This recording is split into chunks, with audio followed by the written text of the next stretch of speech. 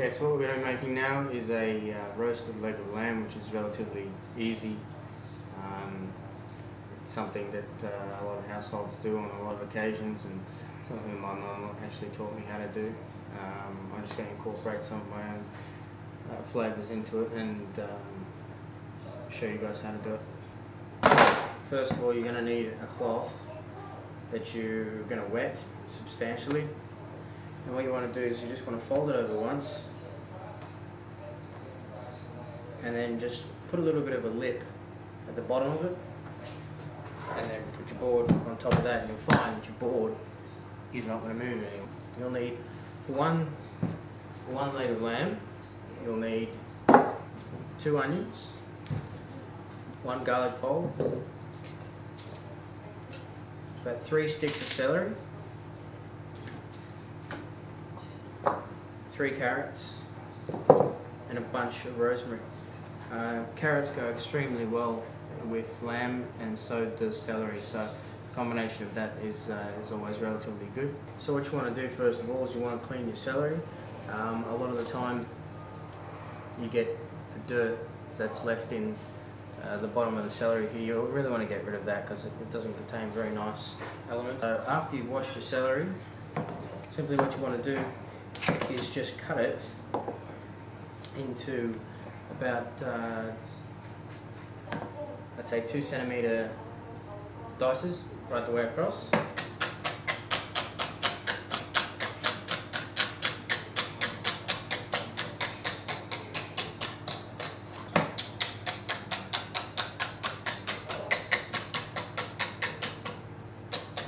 And you don't need the leaves of the celery, but you can keep these leaves for if you're going to do a stock or something like that. You can use these in it.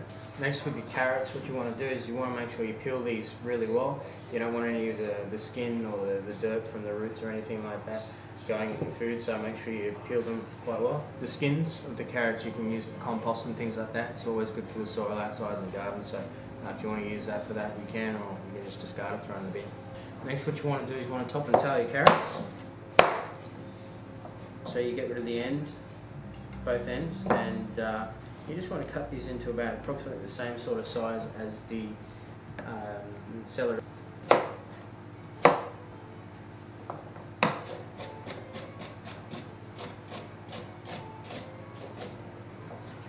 Next, you want to take your brown onions and you want to peel them. So just take the bottom off, keep the root on. Discard the skin. What you can do is you can cut down a little bit and then peel back the skin like this. Best way to do it is just to cut into it slightly and then peel the skin back, and you keep the root on. You've got complete control over how you're cutting these things now. Cut it in half and then just same size, about 2 centimetres thick.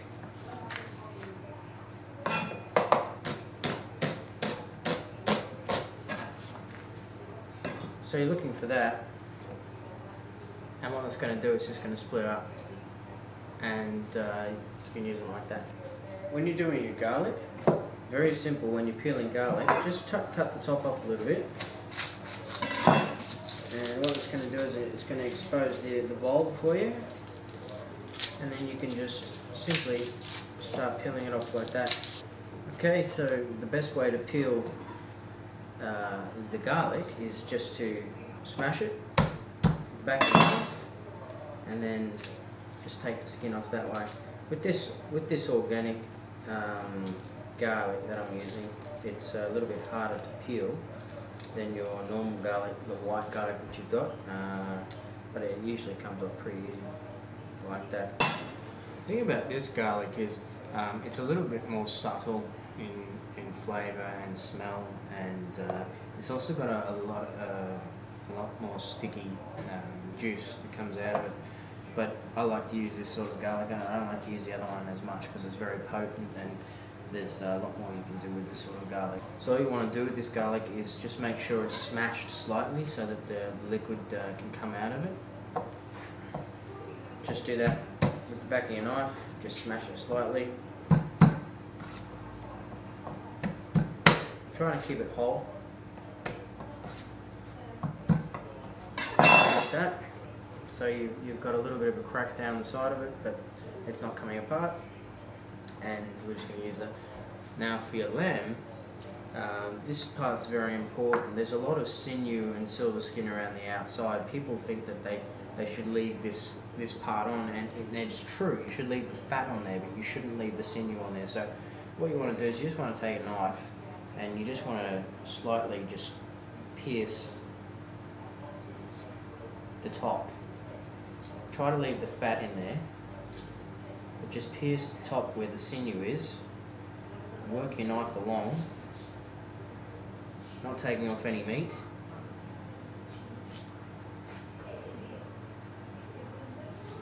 Just like that. What that's going to do is when you grab the skin, you're just going to slice, and it will take the sinew off. When you're actually taking this skin off, what it's going to do to the meat is it's going to give it a chance to breathe when it's in the oven. When you've got the skin over the top, it constricts it, and when the skin constricts, it constricts the meat, and it throws the cooking time out of whack. So that's why I like to take a lot of the skin off, but leave some of the fat over the surface.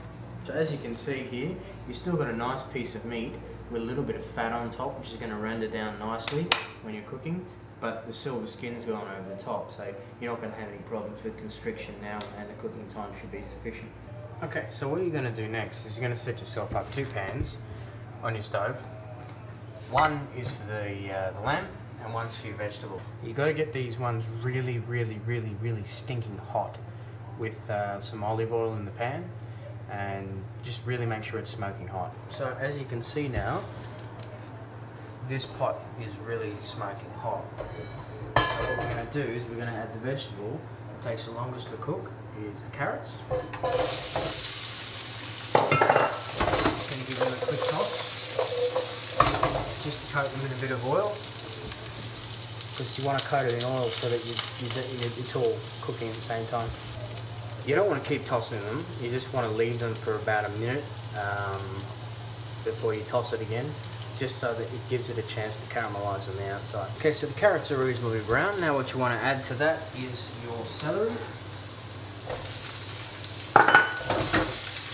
Give that a bit of a toss around, and then add your onions.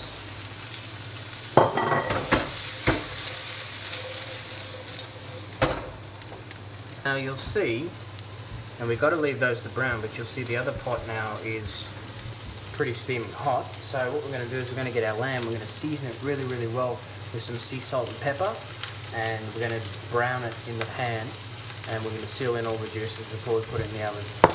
Okay, so this has got a really nice amount of salt and pepper on it. So what we're going to do is just going to add it to your steaming hot pan. First, you want to add it the top side down.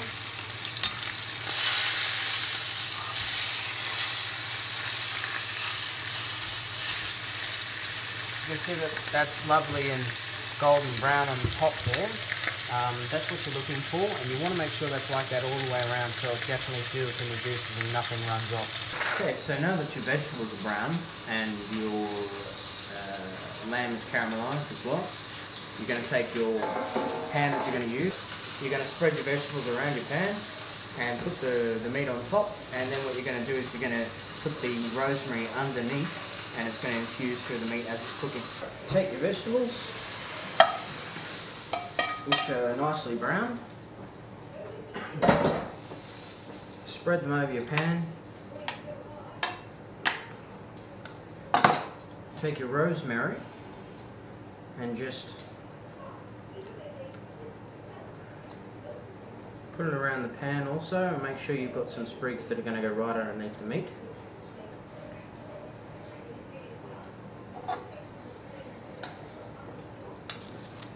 Then take your beautiful piece of lamb and just put that right in the centre.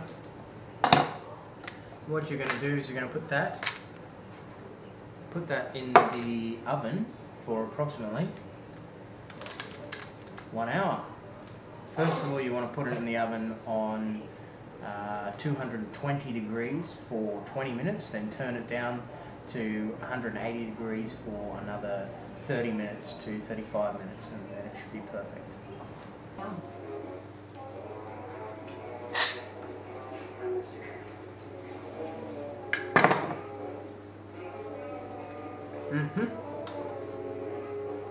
That's good lamb.